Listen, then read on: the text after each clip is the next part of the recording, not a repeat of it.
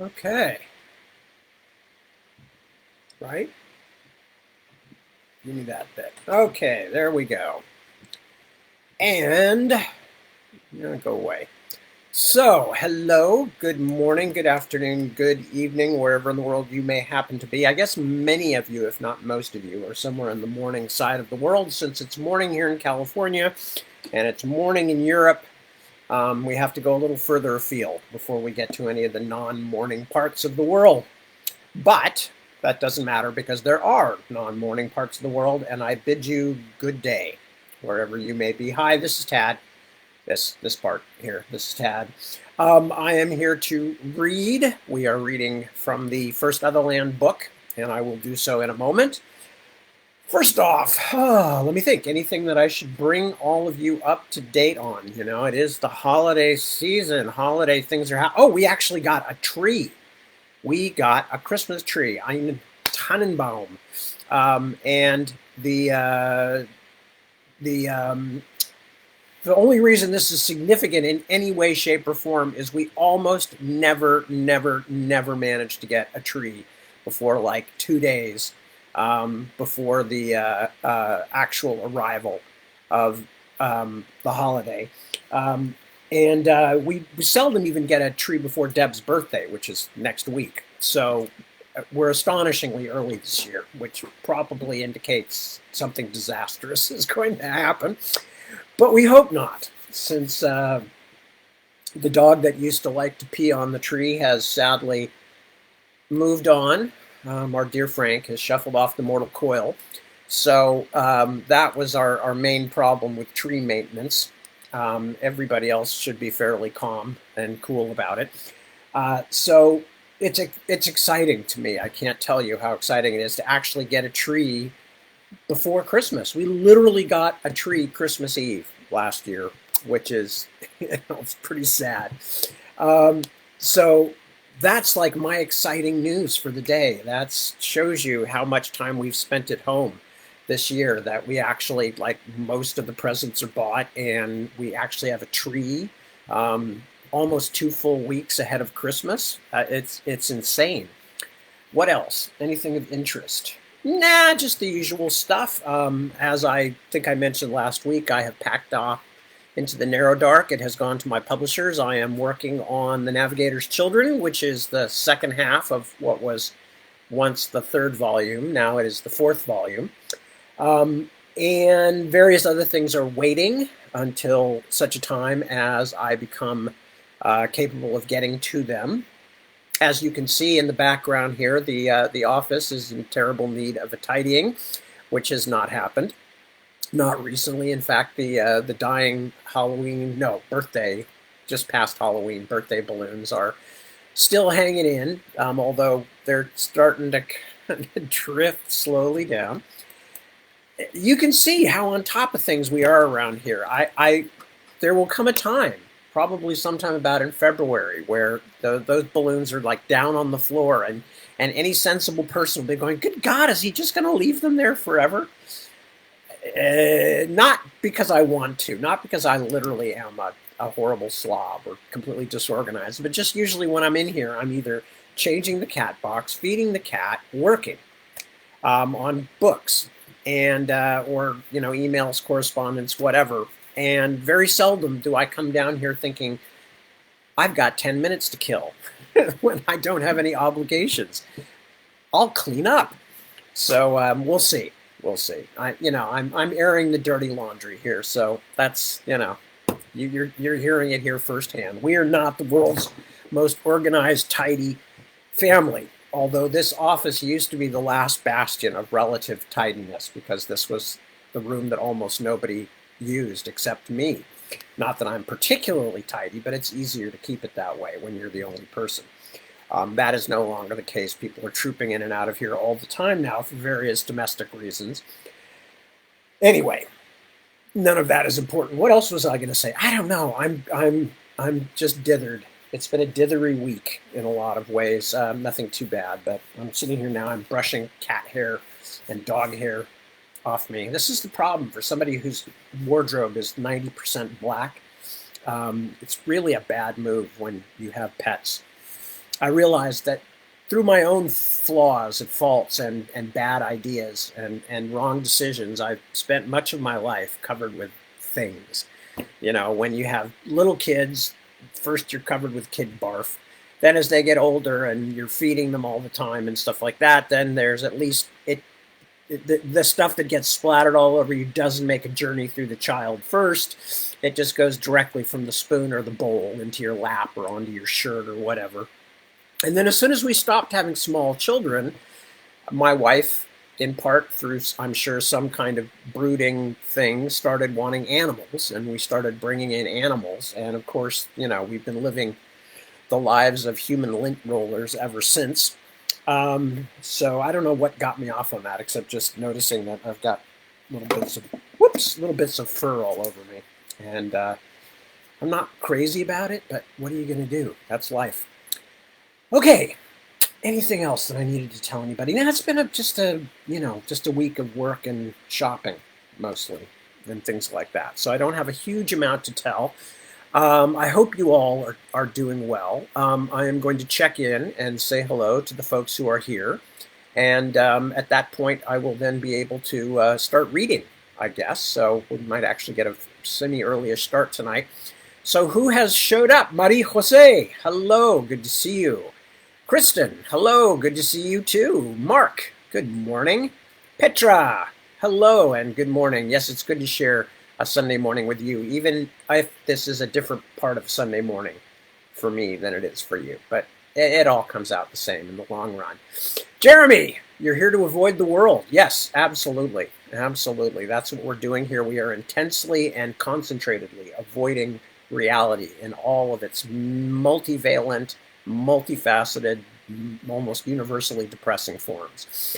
Christina, hello, good morning, guten Morgen, from frosty Berlin, recovering from your third COVID shot. Oh, good. Well, I'm glad you got another COVID shot, and I hope that you are not feeling too grim. So, Iris, good morning to you. Kristen, didn't you already say hello? Yes, you did. I already said hello to you. But I say hello again anyway. Hello. Dirk, hello, good to see you. Cliff, hello Cliff, I am well, hope you are too. Holger, hello, good to see you as well. Wouter, a pleasure. You're getting a Christmas tree in a pot. Oh, good. Well, I'm sorry it didn't work out, but hey, you know, you cannot experiment without having an occasional failure. That's what happens. Anyway, I'm glad you're experimenting with live trees. I think that's probably a good plan. Hello, Ilva, and you're going off to the Centre Pompidou. I didn't know you were in Paris. Well, I hope you're having a wonderful time there. Let's see, everybody else, have I said hello to everybody else? There's my mother-in-law, Hazel. Hello, Hazel, sweetie. Love to you too, and love to your other daughters there and everybody that is associated with them. Your daughter here has been asleep for several hours. She fell asleep on my chest watching Time Team. So, which is kind of how a lot of our evenings end since we're on very different schedules. Anyway, lovely to see you, Hazel. Hope you're having a good day, or that you have a good day since it's still morning there. So, anyway, I think that's basically it in terms of stuff that I had to do today. Before I start reading today's thing, I'm going to mention one thing, and I'm only mentioning this because it's early in the morning for many of you, and as is often the case, or at least is sometimes the case with my work, some parts are a bit more intense than others. And the next section I'm going to read, which is what happens to Paul Jonas, is a bit intense in places. So I'm just warning you ahead of time. A lot of kind of grisly imagery. Not so much violence, but just unpleasant images of death and things like that. So I'm just warning you ahead of time. And so, you know, if you want to, you can have a quick finger on the mute button, or you could decide to listen to it later when it's easier to fast forward through it somehow, or whatever might be the case. But I don't think there's anything so horrifying that it's going to kill you or anything. Might be a bit intense for younger listeners, but I don't think we have too many of those probably. Anyway, so the last thing we heard was we went back to after we spent some time with Rini and Habu tracking down what seemed to be some of the factors involved in the coma cases, of which Rini's little brother Stephen was one. After we found that out, we went back to go hang around with Paul Jonas again, who is back in the trench in March of 1918. And being essentially, stuck in a muddy trench on the Western Front, except for one thing. He has a feather, which was part of his dream when he had the dream about the giant's castle. He still has the feather, and there's no other explanation for it that he knows of, because he's in the middle of basically nothing but mud in a field in France that has been literally bombed to nothingness. And but for some reason he has this feather that matches his dream. In fact, the last paragraph of that is, clutching at straws, Jonas, he told himself, clutching at feathers. He slid the shiny object back into his pocket. Dying men think of funny things. And that's what we all are here, aren't we? Dying men. So anyway, and so then that was the end of, right after that was the end of that section. So now we are going to continue reading from Otherland City of Gold and Shadow, first volume. And this is from chapter 6, which is called No Man's Land. Come to us. Paul woke up as a great crash split the sky. The sweat that covered his forehead and cheeks was sleuthed away by a sweeping wash of rain. The sky lit up, the clouds suddenly white at the edges and burning behind. Another powerful roll of thunder followed. It was not the guns. It was not an attack at all, but only nature, pointing out heavy-handed parallels. Paul sat up. 2 yards away, Finch lay like a dead man, his greatcoat pulled over his head and shoulders. A flare of lightning showed a row of sleeping forms beyond him. Come to us. The dream voice still echoed in his ears. He had felt her again, so close. An angel of mercy come to whisper to him, come to summon him where? To heaven? Was that what it was, an omen of his coming death? Paul put his hands over his ears as the thunder cracked again, but could not shut out the noise or ease the ache in his skull. He would die here. He had long been resigned to that miserable promise. It would be peace, anyway, a quiet rest. But now he suddenly knew that death would be no relief. Something worse waited for him beyond death's threshold, something far worse. It had something to do with the angel, although he could not believe any evil of her. A fit of shivering racked him. Something beyond death was hunting for him. He could almost see it. It had eyes and teeth, and it would swallow him down into its belly, where he would be torn and chewed forever. Terror climbed up out of the pit of his stomach and into his throat. As the lightning flashed again, he opened his mouth wide, then choked as water filled it. When he had spluttered it out again, he screamed helplessly, but his voice disappeared in the throbbing bellow of the storm.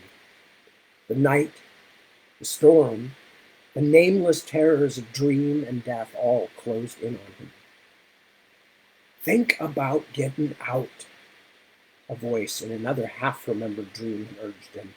About really getting out?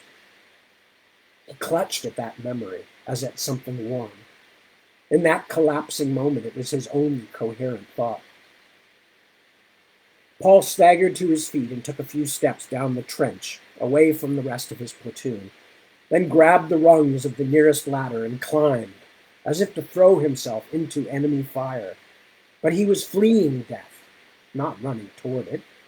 He hesitated at the top. Desertion. If his comrades caught him, they would shoot him. He had seen it happen, watched them execute a red-haired Geordie, who had refused to go over on a raid. The boy hadn't been more than 15 or 16, lied about his age when he volunteered, and he had apologized and cried steadily until the rifle squad's bullets punched into him, changing him in an instant from a human being to a leaking sack of meat.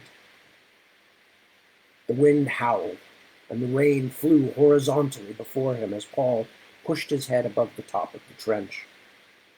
Let them shoot him, then. Let either side shoot him, if they could catch him. He was mad, mad as Lear. The storm had swept his senses away, and he suddenly felt free. Getting out. Paul stumbled off the top of the ladder and fell. The sky flared again.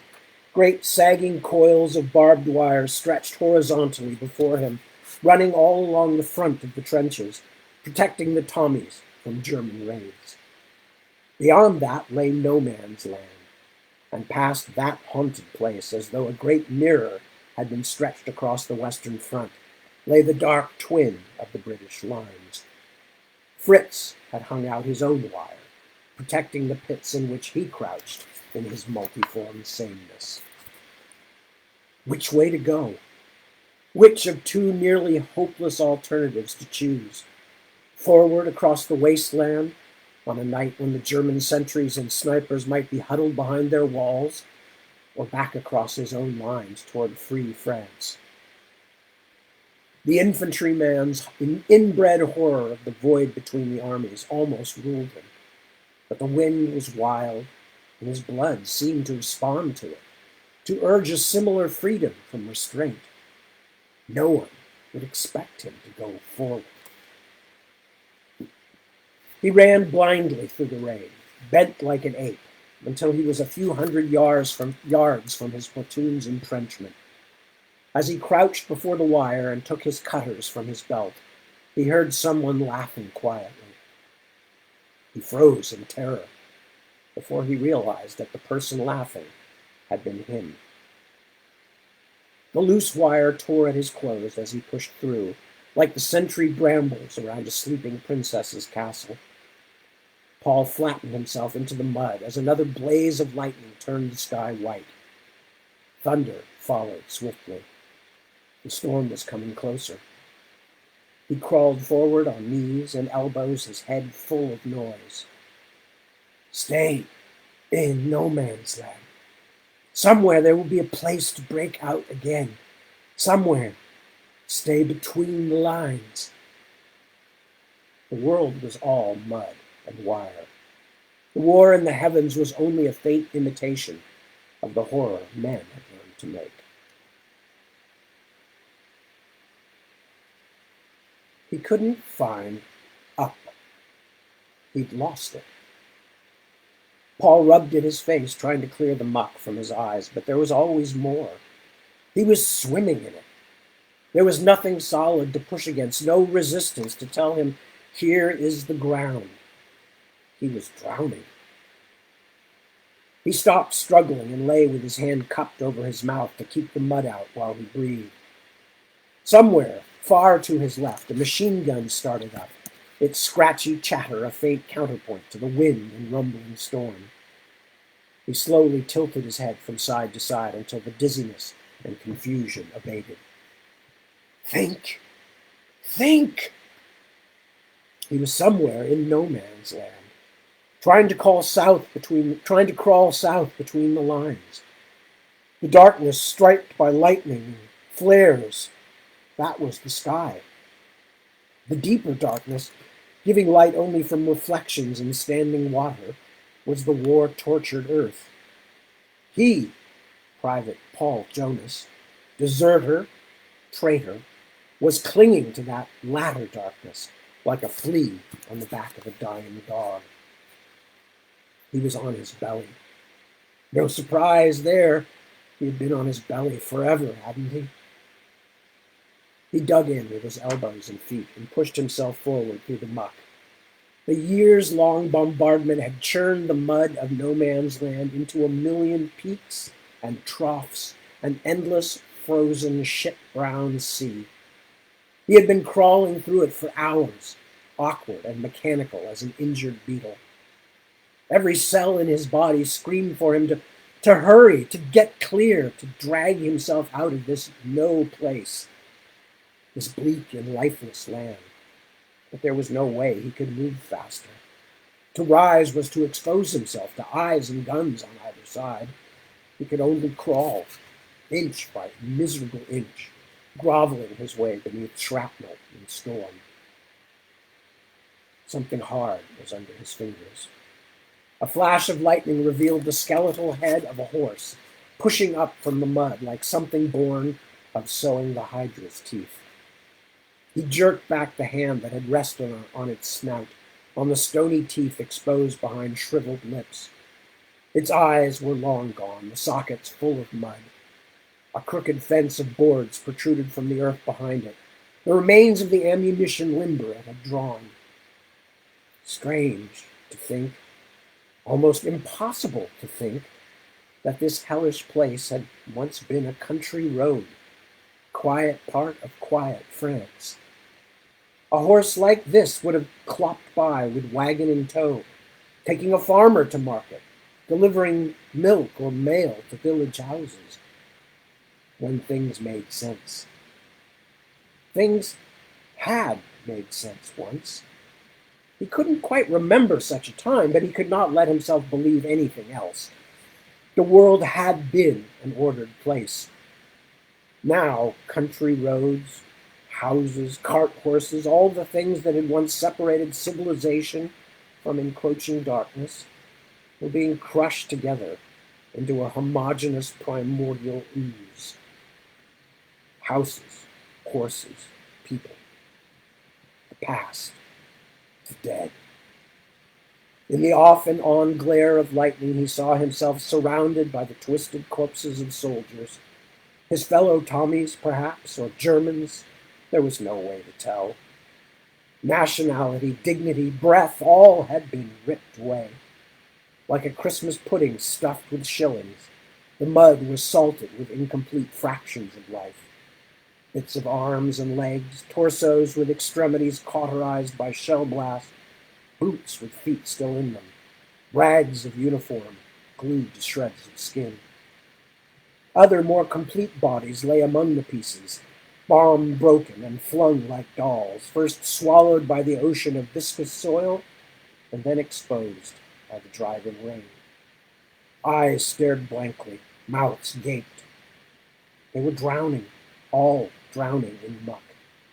And everything, everywhere, whether it had once lived or not, was the same horrible excremental color. It was the slough of despond. It was the ninth circle of hell. And if there was no salvation at the end of it, then the universe was a terrible, ill-constructed joke. Shivering and moaning, Paul crawled on, his back against the angry sky. A tremendous concussion knocked him down into the ooze. The ground lurched, engulfing him. As he swam back toward the air, he heard another whistling shriek, and the earth heaved again. 200 yards away, the impact set up a huge gout of mud. Small things hissed past. Paul screamed as field guns drum-rolled behind the German lines, painting an arc of fire across the horizon that threw the vast field of mud spikes into sharp relief.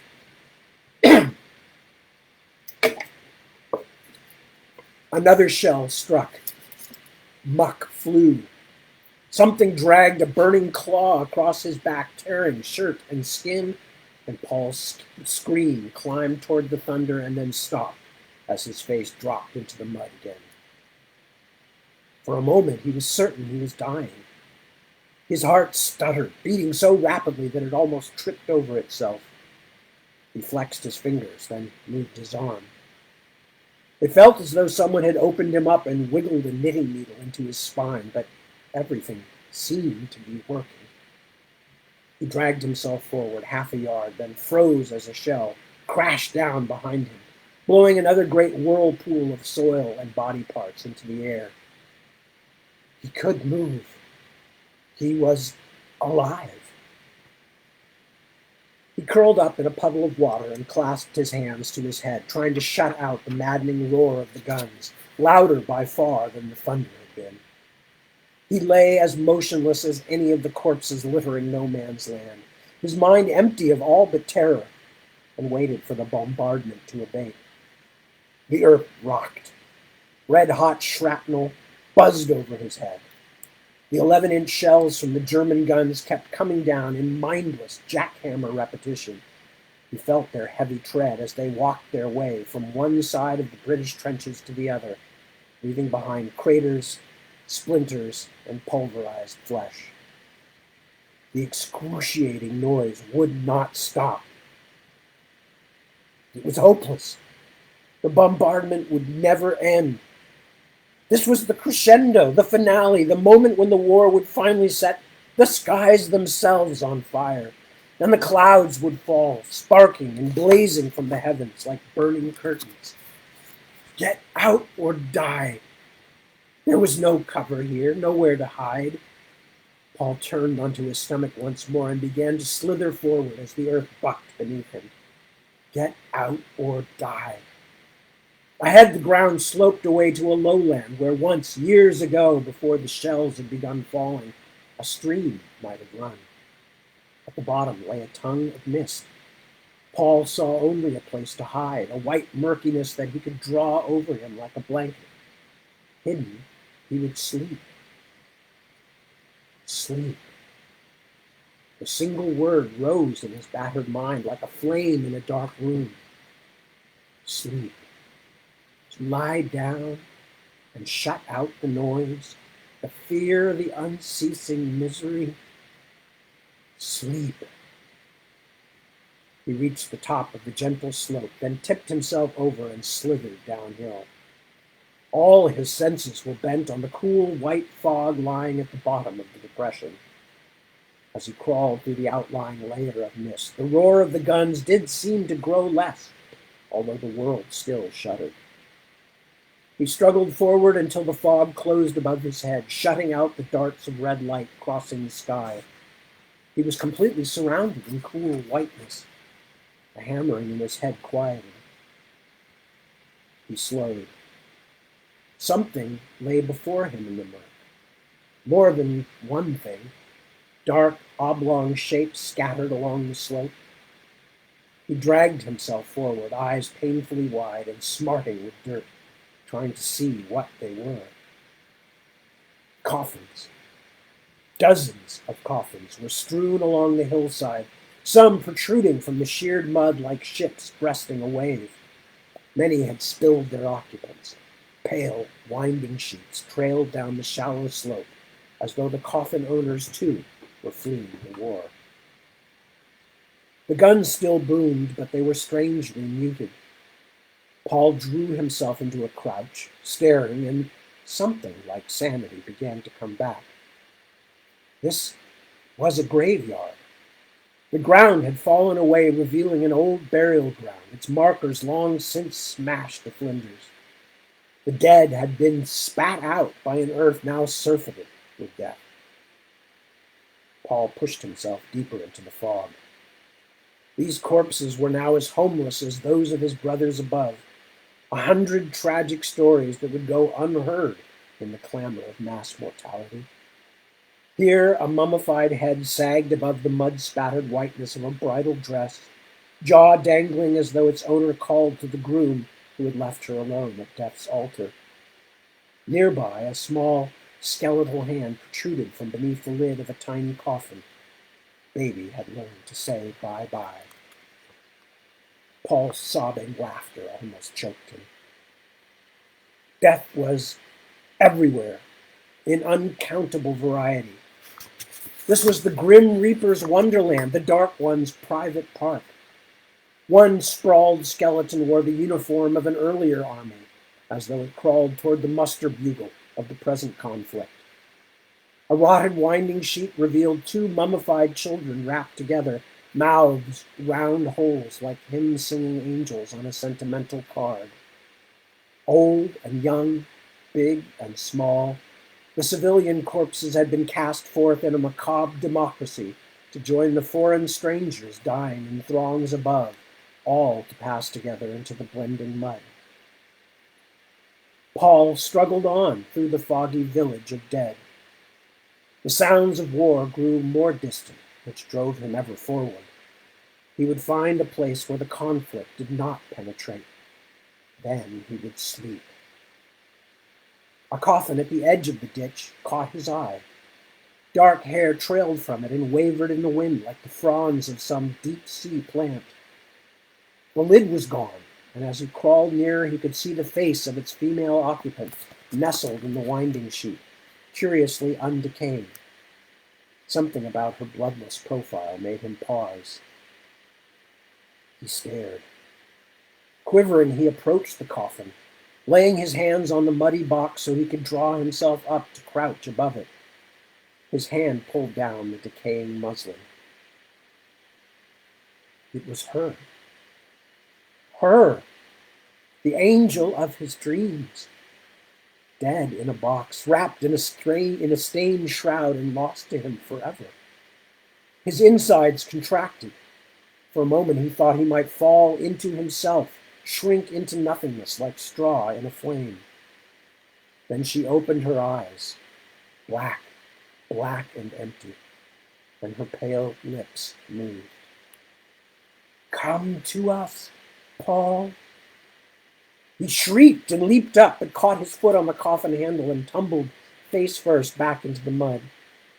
He scrambled away, thrashing through the clinging muck like a wounded beast. She did not rise or follow, but her quiet, summoning voice trailed him through the fog until his own blackness swallowed him. He was in a strange place, stranger than any he had yet seen. It was nothing, the truth of no man's land. Paul sat up, feeling curiously numb. His head still throbbed with the echoes of battle, but he was surrounded by silence. He wore a coating of mud, inches thick, but the ground on which he lay was neither wet nor dry, neither hard nor soft. The fog through which he had crawled had thinned, but he could see nothing in any direction except pearl-white nothingness. He rose on trembling legs. Had he escaped? The dead angel, the village of coffins, had those been a shell-shocked dream? He took a step, then a dozen more. Everything remained as it was. He expected to see recognizable shapes appear through the mist at any moment. Trees, rocks, houses. But the emptiness seemed to move with him. After what seemed an hour of fruitless walking, he sat down and wept, weak tears of exhaustion and confusion. Was he dead? Was this purgatory, or worse, for one could at least hope to work one's way out of purgatory? Was this where one went after death, to stay? "Help me!" There was no trace of an echo. His voice went flatly out and did not return. "Help me, someone!" He sobbed again. "What have I done?" No answer came. Paul curled up on the knot ground and pressed his face into his hands.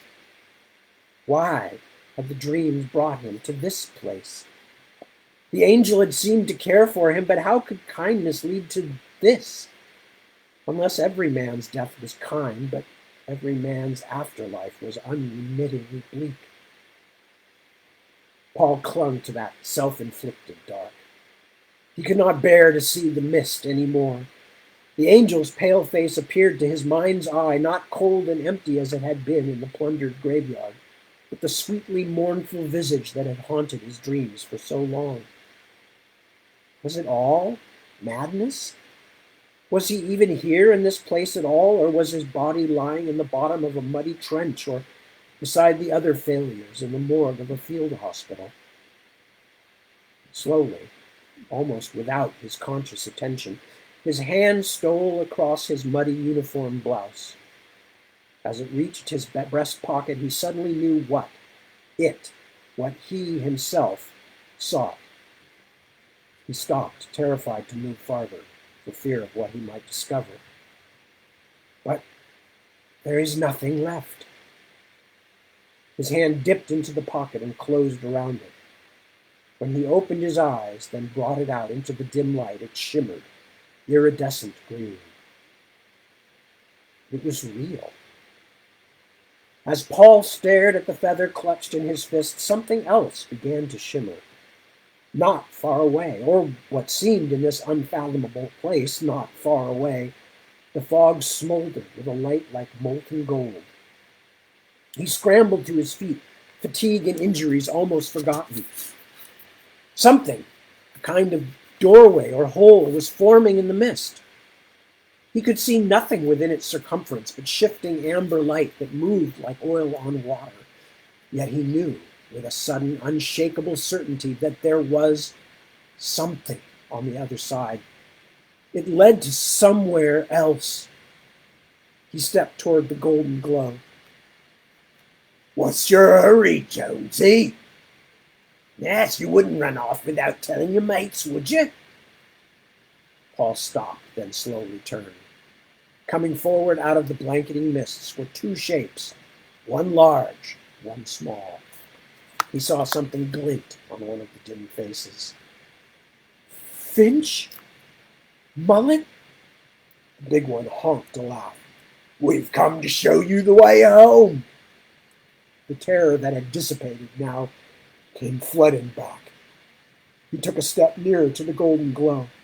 "Don't do that," Finch said sharply. When he spoke again, his tone was softer. "Come on, old mate. Don't make it harder on yourself. If you come back peaceful like, well, it's just shell shock. Maybe you'll even get a little time in hospital to pull yourself together." I don't want to come back." "Desertion, is it?" Mullet came nearer. He seemed bigger than before, immensely round and strangely muscled. His mouth wouldn't close all the way because there were too many teeth.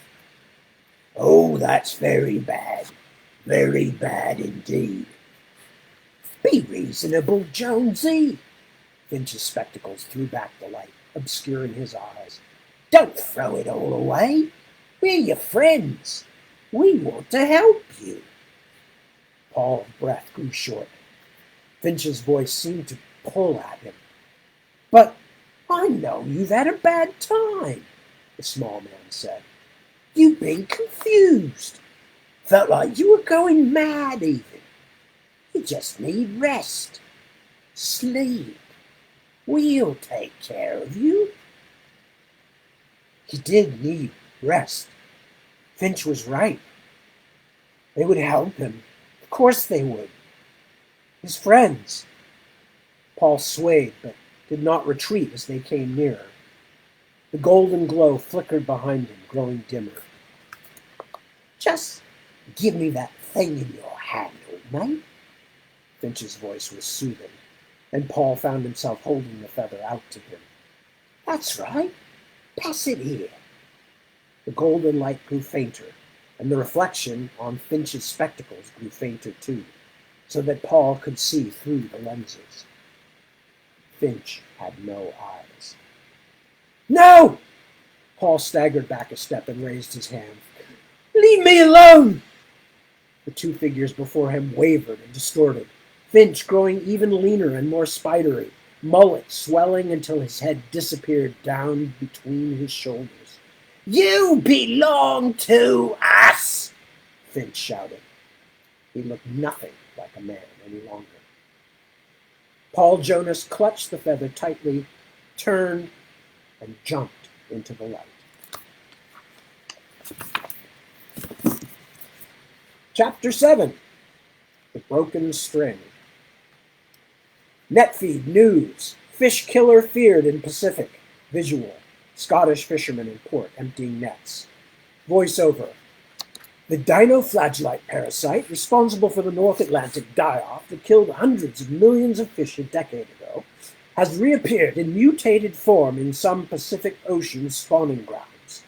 Visual, dead fish with severely ulcerated skin. UN authorities fear that this version of the organism may be resistant to the laboratory-constructed virus with which the dinoflagellate's reign of terror was halted last time. Stephen lay motionless, sunk in the smeary depths of the plastic tent like a fly entombed in amber. He had tubes in his nose, his mouth, his arms. He looked, Rini thought, as though he were slowly becoming part of the hospital. Another machine, another appliance. She clenched her fists hard, fighting the swell of despair. Kabu put his hands into the gloves attached to the tent wall, then looked up at her, asking permission. All she could do was nod her head. She did not trust herself to speak. "He is very far away," the little man whispered. It was strange to see his light-skinned bushman features peering from behind a plastic faceplate. Rini felt a pang of fear for him, a sudden spike that punched through even the misery of seeing her brother's unchanged state. VR, quarantine, every new experience she gave Kabu seemed to demonstrate another way not to touch. Would it all sicken him? Was his spirit already weakening? She pushed the thought away. Kabu was the sanest, most well-grounded person she knew. She was worrying because her brother and her friend were much the same size, and both were sealed away behind layers of plastic. It was her own helplessness pulling at her. She moved forward and touched Kabu's shoulder with her gloved hand. In a way, since he was touching Stephen, she was touching her brother also. Kabu's fingers traced the lines of Stephen's sleeping face, their movements careful and precise in a way that suggested doing something rather than merely feeling, then moved down his neck to his breastbone. "He is very far away," he said again. "It is like a powerful medicine trance." "What's that?" Kabu did not reply. His hands remained on Stephen's chest, just as hers stayed on the little man's shoulder. For long moments, all the parts of the small human chain were still, and Rini felt a gentle motion. Within the baggy confines of the end suit, Kabu had begun to sway. Gentle sounds like the sonorous hum and click of insects in tall grass rose and mixed with the mechanical noises of life support. After a few seconds, she realized that Kabu was singing. The little man was silent as they left the hospital. At the bus stop, he remained standing when Rini sat down, staring at the passing cars as though looking for an answer to some difficult question in the patterns of traffic. "A medicine trance is not easy to explain," he said. "I have been to city schools. I can tell you what they say. A self-induced hypnotic state. Or I can tell you what I grew up with in the Okavango swamps, that the medicine man has gone to a place where he can talk with the spirits, even the gods." He closed his eyes and was quiet for a time, as though preparing for some trance state of his own. At last he opened his eyes again and smiled. "The more I learn of science, the more I respect the mysteries of my people." A bus pulled up and disgorged a weary-looking group of passengers who all seemed to hobble, shuffle, or limp as they made their way up the ramp toward the hospital. Rini squinted at the bus until she located the route number. It was not the one they wanted. Obscurely angry, she turned away. She felt unsettled like the sky before a storm. "If you mean that science is useless, I can't agree with you. Unless you're talking about medical science, that is. Bloody worthless." She sighed. "No, that's not fair." Kabu shook his head. "I do not mean that at all, Rini. It is hard to express. I suppose it is that the more things I read about the discoveries of scientists, the more I respect what my people already know. They have not come to these understandings in the same ways in closed laboratories and with the help of thinking machines, but there is something to be said for a million years of trial and error, especially in the swamps or the Kalahari Desert, where instead of just spoiling an experiment, a mistake is likely to kill you. I don't. What understandings are you talking about? The wisdom of our parents, grandparents, ancestors. In each individual life, it seems, we must first reject that wisdom, then later come to appreciate it. His smile returned, but it was small and thoughtful. As I said, it is hard to explain. And you look tired, my friend. Lily sat back. I am tired, but there's lots to do. She moved, trying to find a comfortable position on the molded plastic bench. Whoever made them seemed to intend the things for something other than sitting. No matter how you arranged yourself, you were never quite comfortable. She gave up and slid forward to perch on the edge, then pulled out a cigarette. The flame tab was defective, and she wearily groped in her bag for her lighter. What were you singing? Did it have something to do with a medicine trance? Oh, no. He seemed mildly scandalized, as if she had accused him of a theft. No, it was merely a sad song, made by one of my people. I sang it because I was unhappy seeing your brother lost and wandering so far from his family. Tell me about it. Kabu let his brown eyes drift to the crush of traffic once more. It is a song of mourning for the loss of a friend. It is about the string game, too. Do you know it? Rini held up her fingers in an imaginary cat's cradle. Kabu nodded. I do not know if I can make the exact words in English. Something like this. There were people, some people, who broke the string for me. And so this place is now a sad place for me, because the string is broken. The string broke for me, and so this place does not feel to me as it used to feel, because the string is broken. This place feels as if it stood open before me, empty, because the string has broken. And so this place is an unhappy place, because the string is broken. He fell silent. Because the string broke for me, Mimi repeated. The quietness of the sorrow, its very understatement, made her own feelings of loss come rushing up inside her. 4 weeks, a full month now. Her baby brother had been sleeping for a month, sleeping like the dead. A sob shook her body and tears forced their way out. She tried to push the misery back, but it would not be suppressed. She wept harder. She tried to speak, to explain herself to Kabu, but couldn't.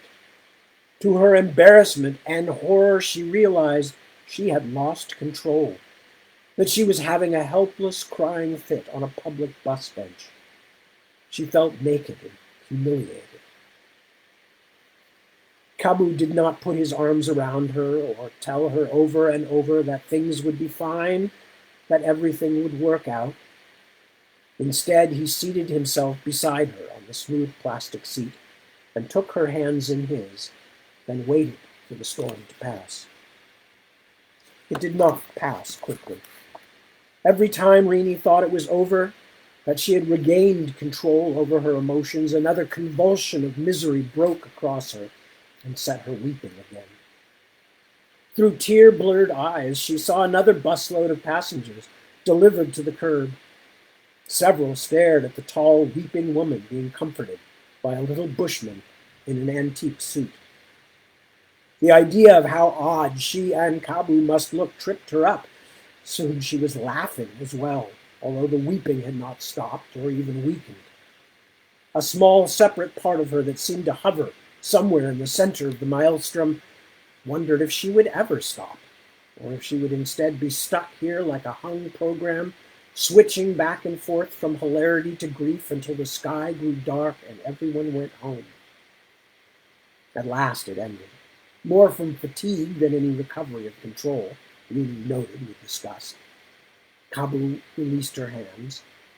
She could not look at him yet, so she reached into her coat pocket and found a crumpled piece of tissue she had used earlier to blot her lipstick, then did her best to dry her face and wipe her nose. When she did meet her friend's eyes, it was with a kind of defiance, as though daring him to take advantage of her weakness. Is this sadness less painful now? She turned away again. He seemed to think it was perfectly natural to make an idiot of yourself out in front of the Durban outskirt medical facility. Maybe it was. The shame had already diminished and was now only a faint, reproving voice at the back of her mind. I'm better, she said. I think we missed our bus. Kabu shrugged. Rini leaned over and took his hand in hers and squeezed it, just for a moment. Thank you for being patient with me. His calm brown eyes made her nervous. What was she supposed to do? Be proud of herself for breaking down? One thing in that song? Yes. He was watching her carefully. She couldn't understand why, but she couldn't take the scrutiny. Not now, not with swollen eyelids and a running nose. She looked down at her own hands, now safely back in her lap. Where it said there were people, some people who broke the string for me. Well, there are people. There must be. Kabu blinked. I do not understand. Stephen isn't just sick. I don't believe that anymore. In fact, I never really believed it, although I could never make sense out of the feeling. Some people, like in the song, did this to him. I don't know who, or how, or why, but I know it. Her laugh was strained. I guess that's what all the crazy people say. I can't explain it, I just know it's true. You think this because of the research? Because of what we saw in the library? She nodded, straightening up. She felt strength coming back. Action. That was what was needed. Crying was useless. Things had to be done. That's right. I don't know what it means, but it has something to do with the net. But you said the net is not a real place. That what happens there is not real. If someone eats there, it does not nourish them. How could something on the net cause an injury, send a young child into a sleep from which he will not awake? I don't know, but I'm going to find out. Rini suddenly smiled at how the most critical times in your life always threw you back onto cliches. That was the kind of thing people said in detective stories. It had probably been said at least once in the book she was reading to Stephen. She stood. I don't want to wait for another bus, and I'm sick of this bench. Let's go get something to eat, if you don't mind, I mean. You've wasted a whole day on me and my problems already. Well, what about your work for class? Kabu showed her his sly grin. I work very hard, Ms. Sulaweo. I have already completed this week's assignments. Then come with me. I need food and coffee, especially coffee. I'll leave my father to fend for himself. It will do him good. As she set off down the sidewalk, she felt lighter than she had for weeks, as though she had thrown off a soaking garment. There must be something we can learn, she said. All problems have solutions. You just have to work at them. Kabu did not reply to this, but sped his pace to keep up with her longer strides. The gray afternoon warmed as points of glowing orange bloomed all around them. The street lights were beginning to come on. Hello, Mutsi. May we come in, please? Eddie's mother stood in the doorway, looking from Rini to Kabu with a mixture of interest and suspicion. What do you want? I want to talk to Eddie. What for? Did he do something? I just want to talk to him. Rini was beginning to lose her temper, which would not be a good way to start. Come on, you know me. Don't keep me standing at your door like a stranger. Sorry. Come inside. She stepped aside to let them pass, then indicated the slightly concave sofa covered with a brightly colored throw rug. Rini nudged Kabu toward it. Not that there would be anywhere else to sit. The apartment was as cluttered as the night Stephen had gotten ill. Probably the same clutter, Rini thought, and chided herself for mean-spiritedness. The boys taking a bath. Mutsi didn't offer to bring them anything and didn't sit down herself. The moment hung awkwardly. Eddie's two sisters lay prostrated like worshippers in front of the wall screen, watching two men in brightly colored jumpsuits floundering in a vat of some sticky substance. Mutsi kept looking at it over her shoulder. She clearly wanted to sit down and watch. I'm sorry about Stephen, she said at last. He's a good boy. How is he? Just the same. Mimi heard the tightness in her own voice. The doctors don't know. He's just asleep. She shook her head, then tried to smile. It wasn't Mutsi's fault. She wasn't a great mother, but Rini didn't think what happened to Stephen had anything to do with that. Maybe Eddie could come with me sometime to see him. The doctor said it would be good for him to hear familiar voices. Mutsi nodded her head, but looked uncertain. A moment later, she went into the hallway. Eddie! Hurry up, boy! Stephen's sister wants to talk to you. She emerged, shaking her head as though she had performed a difficult and thankless task. He stay in there for hours.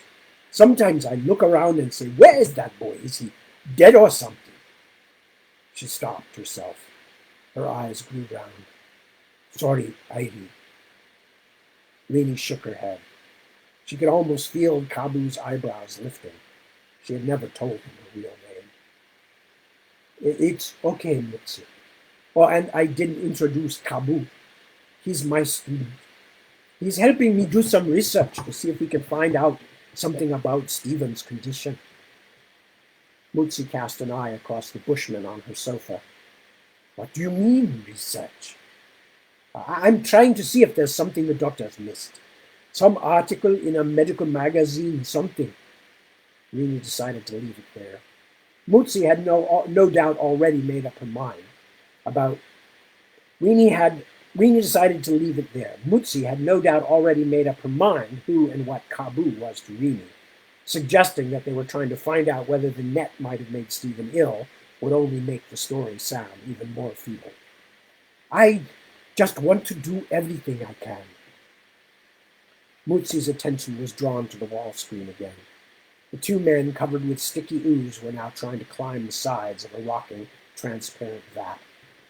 Of course, she said, you do everything you can. Rini reflected on the worth of this wisdom, coming from a woman who had once sent her children on the bus to her sister's house for the weekend without remembering that her sister had moved across Pinetown. Rini knew because the children had fetched up on her own doorstep, and she had wasted an entire weekend afternoon tracking down the aunt's new address and delivering them to it. Oh, yes, Mutsi, she thought, you and me, we do everything we can. Eddie appeared from the back, hair wet and close to his head, wearing a pair of striped pajamas that were far too big. The cuffs, rolled several times, still dragged on the floor. His head was held low, as though he anticipated a whipping. And since we've got several pages left, many pages left in this chapter, we probably should stop before the conversation with Eddie, since it will be distracting to get halfway through it, since it doesn't really resolve till the end. Anyway, excuse me. So it is now 2:00, which means it's pumpkin time for Uncle Tad. And the rest of you have a day, a Sunday, either a Sunday night to end or a Sunday morning to begin a Sunday with. And I hope that you put it to good use, happy use, that good things happen. I am going to be back, of course, at 7 p.m. to continue with Reenie's interview of Eddie as we learn more about what happened the night that Stephen fell into the coma. And then again, of course, next week, same time, same TAD channel, at which point I will be continuing again at 1 a.m. as I did tonight. So with that, I thank you once again for joining me. It's always a pleasure to have you. We will reconvene very soon. Until that time, take good care of yourselves, take good care of your friends and loved ones, take good care of your neighbors. If you get a chance, do something nice for a complete and utter stranger. That's okay too, because we're all in this together. This overloaded ark belongs to all of us, and we need to take care of it, and we need to take care of ourselves. So hoping you will join me in that practice, or at least in that attempted practice. I say again, thank you, and good night, farewell, peace, and I will see you really soon.